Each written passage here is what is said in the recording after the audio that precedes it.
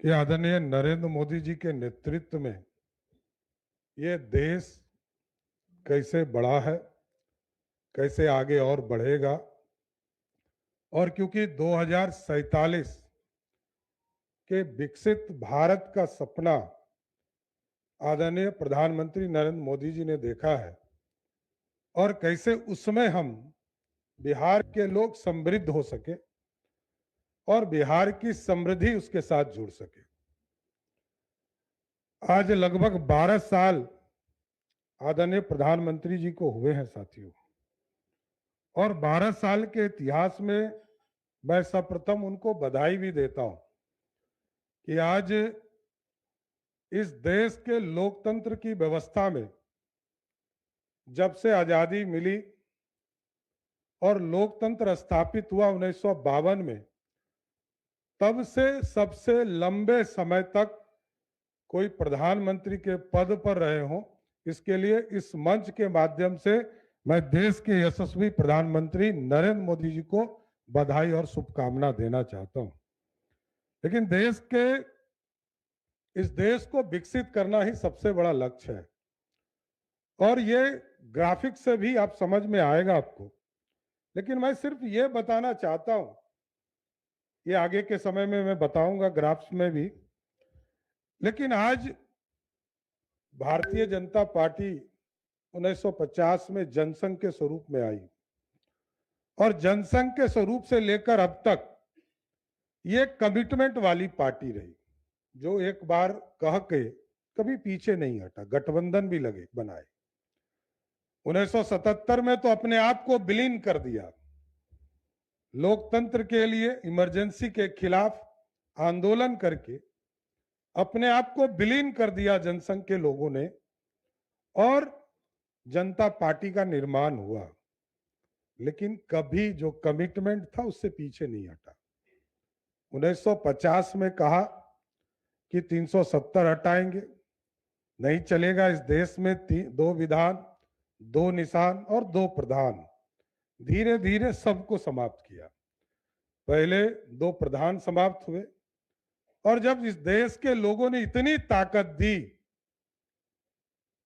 कि 370 को उखाड़कर 35A को उखाड़कर एक कचरे के ढेर में फेंक दिया, ऐसी ताकत इस देश की जनता ने दिया।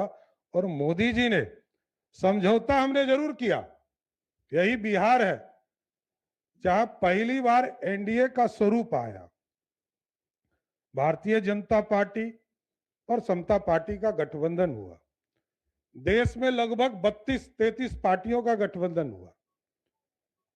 लेकिन इसके बावजूद कभी भी अपने एजेंडे से, अपनी बातों से हम पीछे नहीं हटे। हमने 370 भी कहा। राम मंदिर बनाना या कोई मंदिर बनाना भारतीय जनता पार्टी का एजेंडा नहीं था। लेकिन इस देश के लोग, सनातन समाज के लोग आगे बढ़कर आए, हिंदू समाज आया, विश्व हिंदू परिषद के लोग आए, जनसंघ संघ के लोग आए। सब लोगों ने इसको मुख्य धारा में रखने का काम किया, और भारतीय जनता पार्टी ने भी अपना एजेंडा बनाया। और एजेंडा बनाकर इस देश में जब भी इस बात की चर्चा होती थी, लोग पूछते थे कि राम मंदिर कब बनेगा, तो लोग कहते थे भाजपा के लोग तारीख नहीं बताएंगे। लेकिन जब जनता ने आशीर्वाद दिया, न्यायालय ने साथ दिया, क्योंकि जब एनडीए का स्वरूप हुआ तो कॉमन मिनिमम प्रोग्राम के तहत इसको आगे कोर्ट, न्यायालय से तय करने की व्यवस्था हुई। लोअर कोर्ट में भारतीय जनता पार्टी और पूरा परिवार गया, हाई कोर्ट लड़े, सुप्रीम कोर्ट लड़े। सुप्रीम कोर्ट से जीतने के बाद आज गर्व से कह सकता हूं कि इस देश में भव्य राम मंदिर की स्थापना हुई, और इसको भी स्थापित करने का काम नरेंद्र मोदी जी की सरकार ने करने का काम किया साथियों। तो हमारा जो कमिटमेंट था उससे हम पीछे नहीं हटे। ये लगातार भारतीय जनता पार्टी आदरणीय नरेंद्र मोदी जी के नेतृत्व में और एनडीए के स्वरूप में नीतीश कुमार जी का बड़ा योगदान इस बिहार में रहा। आज देश समृद्धि की ओर जा रहा है, विकसित हो रहा है। और इसका पूरी तरह आप देखेंगे एक एक चीज को, इस देश में कोई टैक्स प्रणाली नहीं था, जो व्यवस्था थी वो लाल फीताशाही का था।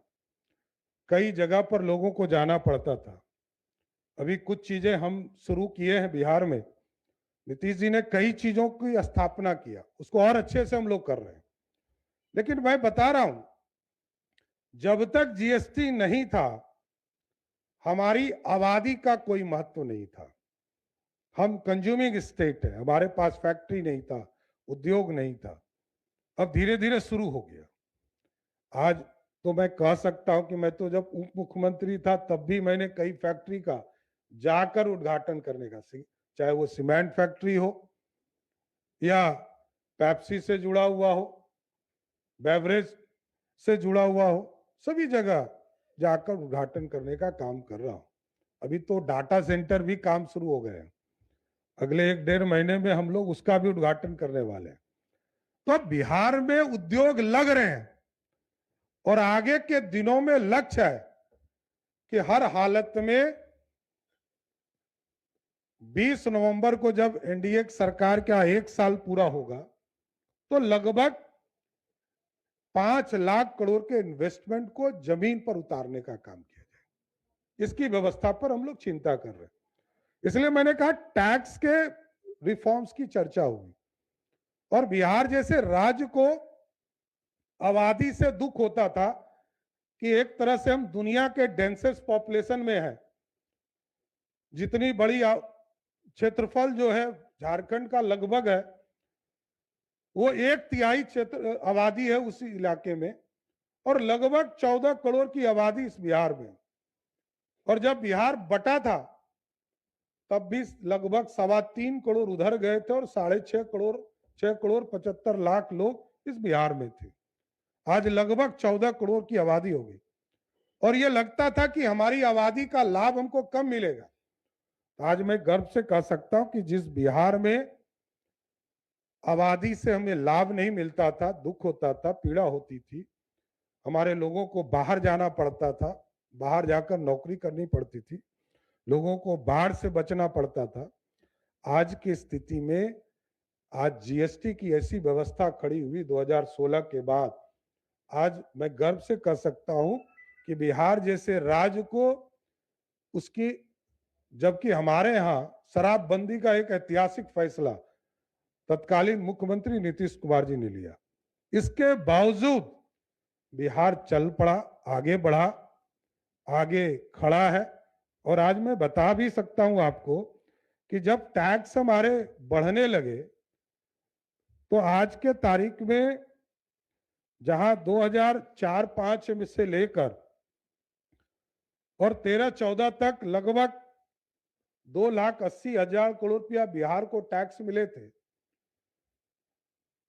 आज बिहार में इस 11-12 साल में 12,90,000 करोड़ रुपया भारत सरकार से सिर्फ टैक्स में हमको उपलब्ध हो रहे हैं, चाहे वो जीएसटी के माध्यम से हो, इनकम टैक्स के माध्यम से हो, सेंट्रल एड के तौर पर हो।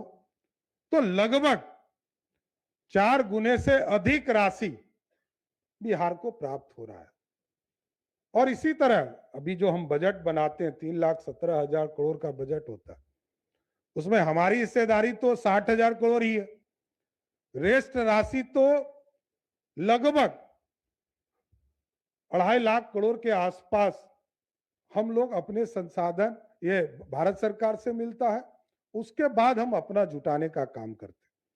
कई मीडिया हाउस के माध्यम से मैंने देखा, लोगों ने चर्चा किया कि 72,000 करोड़ लोन लिया हमने, पिछले साल 58,000 करोड़ लिया था, उसके पिछले साल 55,000 करोड़ लिया था। ये भी चर्चा किया कीजिए, क्योंकि सरकार को चलाना है और सरकार लगातार इस व्यवस्था के साथ बिहार को बढ़ा रही है और रीपेमेंट भी हम कर रहे हैं। भारत सरकार से भी लोन हम लेते हैं, इंटरेस्ट फ्री हमको लोन मिलता है, वहां से भी उसकी भी पूरी व्यवस्था है। प्रत्येक साल लगभग 20,000 करोड़ रुपए तक का विंडो हम लोगों को दिया जाता है भारत सरकार से। कभी 13,000, कभी 15,000, कभी 20,000 करोड़ रुपया, जो भारत सरकार से लगातार हमको प्राप्त हो रहे। इसलिए बिहार और भारत दोनों की अर्थव्यवस्था को लगातार मोदी जी के नेतृत्व में और तत्कालीन मुख्यमंत्री नीतीश कुमार जी में आगे बढ़ते रहे। लोग चिंता करते हैं कि भाई इस देश में भारतीय जनता पार्टी चुनाव क्यों जीत रही है। लोग ये नहीं देखते हैं कि उनको खाने के लिए मोदी जी की सरकार दे रही है, पानी पीने के लिए घर तक नल जल की चिंता मोदी जी करते हैं, घर में बिजली बिहार में नीतीश कुमार जी और देश में मोदी जी के सहयोग से घरों तक बिजली पहुंचाया गया, पंखा पहुंचाया गया, एसी और फ्रिज पहुंचाया गया का उपयोग कर पा रहे हैं। क्योंकि बिजली आज देश में सबसे अच्छा कहीं है तो वो बिहार है। सबसे अधिक बिजली सबसे ज्यादा हम अपने लोगों को उपलब्ध करा पा रहे हैं। बिजली के साथ साथ रोड कनेक्शन इस